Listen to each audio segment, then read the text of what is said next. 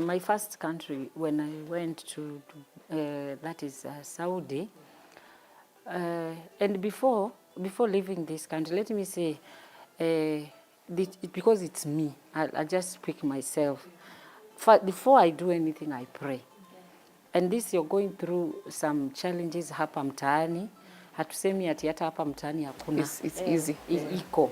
Hata hizo mambo za maybe some people in exchange of your body ndio kupe kazi, I encountered here in Kenya. And that is what made me even to want to live more.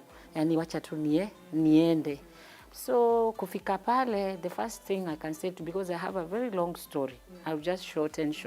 So kufika pale, the first thing, bado niko na ile mentality ya huku mtaa, like the way we work during the week, weekends hakuna kazi. So me, the first question I asked them is, when do I go to church?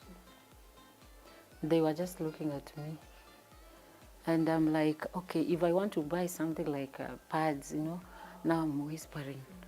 And they're just looking at me.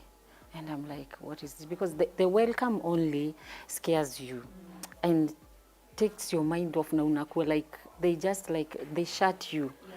So me, I was like, I don't want to stay here. That nimefika tu, lakini ile tu kupokelewa, nikaona, mimi sioni kama nitakaa hapa. Then I started imagining again, 2 years without going to church. I had that in me. Like, if Christ was to come today, nitamwambia nilikuwa nimekuja kazi. Hiyo ndio kitu inaenda kwa akili yangu. Then I'm like, sasa nikitaka pads niende niitishe mwanaume. Sasa nilionyeshwa driver. Utakuwa unamtuma. Ukitaka kitu unatuma ule driver. Then ule driver hata ukimtuma, ujui utakuwa umetoa wapi pesa ndio umtume. Then the second thing niliona pale ni communication is very difficult. Only one person and is a house help like you who can speak a little bit, yani kizungu kidogo. Another thing is their family is huge because the man had 4 wives. So all these wives amewajengea like huyu nyumba hii, huyu hii. Vile hata ukipelekwa nyumba ile utaweza potea ukirudi. Because the first time I had to go asking where I came, which direction to go back. And now nimefika, I had done also medical test in Kenya.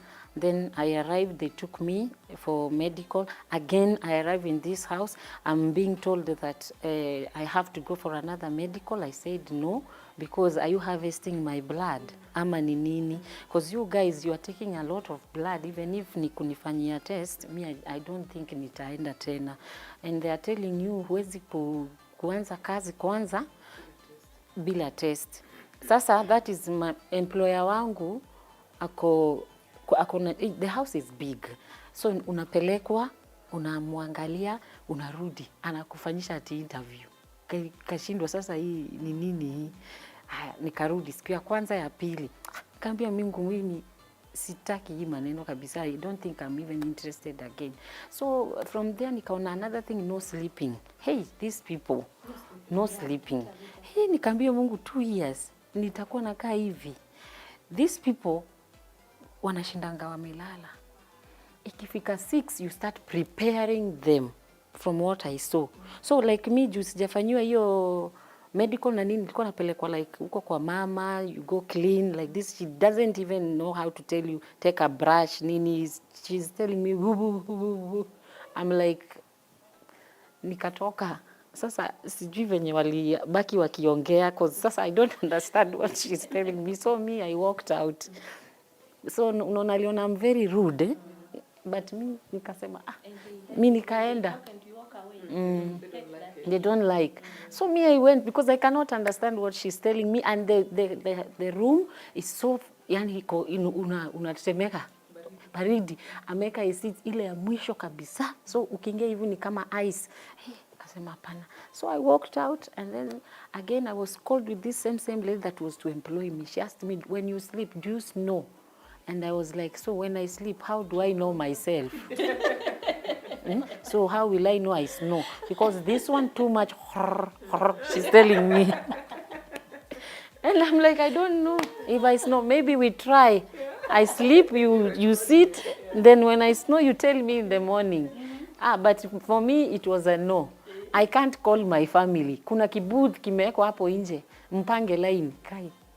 nikasema hii ni utumwa. So we should line up, huyu akitoka, and you know, now I'm new. Mi nika mono. So these ones, they take a lot of time. I don't know how to use this card. Nimezoea Safaricom. So I'm just like, Jesu, I want to call home. How long were you allowed to call back home? I never called. Then the next thing I'm like, can you take me back where you brought me from? So they had to take me back to the office. And after that, before them taking me to the office, this is what happened actually for me to be out of that house. I never ate. I decided to pray because I think that is the only way I could come out of that house, because I was told 2 years, and then that is when you'll be out of this compound. So you were there for 2 years? No, I never stayed there for 2 years. Nilistrike, sikuoga siku 4, sikufanya chochote. I was just there and telling God, you have a way, because hizo siku niko hapo, my mind is just telling me, naweza ruka wapi fence niende. Na nikiangalia the other side ni desert. So nitakufia tu huko ndani nikikimbia.